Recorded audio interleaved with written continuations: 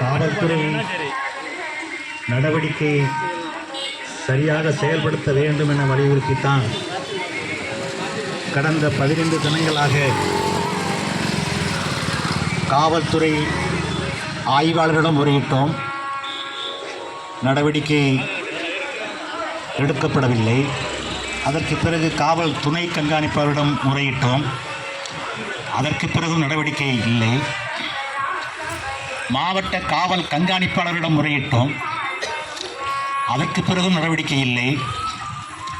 மாவட்ட துணை செயலாளர் ராஜேந்தர் குறிப்பிட்டதைப் போல நள்ளிரவில் கடை புகுந்து அடித்து பூட்டை உடைத்து நொறுக்கி பொருள்களை சூறையாடிய அந்த நிகழ்வை ஏதோ கடை உரிமையாளருக்கும் வாடகைதாரருக்கும் உள்ள சிவில் பிரச்சனை என்று அவர்கள் அந்த புகாரை நடவடிக்கை இல்லாமல் கிடப்பில் போடப்பட்டது.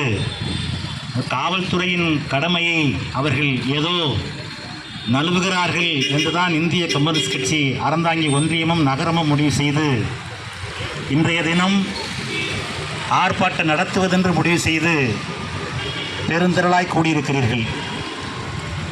நான் 3 மணிக்கு வந்தவுடன் மாவட்ட துணை செயலாளர் செய்தியை சொன்னார். காவல்துறை அதிகாரிகள் அணுகி சம்பந்தப்பட்ட குற்றவாளியை கைது செய்து இப்போது காவல் நிலையத்தில் கஸ்டடியில் வைத்திருக்கிறார்கள். சூறையாடப்பட்ட பொருள்கள் சில பொருள்களை மீட்டு காவல்துறை கையகப்படுத்தி இருக்கிறது. நடவடிக்கையை நாங்கள் முறையாக எடுத்துள்ளோம். நீங்கள் ஆர்ப்பாட்டத்தை திரும்பப் பெற வேண்டும் என்று காவல்துறை வேண்டுகோள் விடுத்திருக்கிறது என்ற செய்தியை சொன்னார்கள். சரி, காவல்துறைக்கு நன்றி.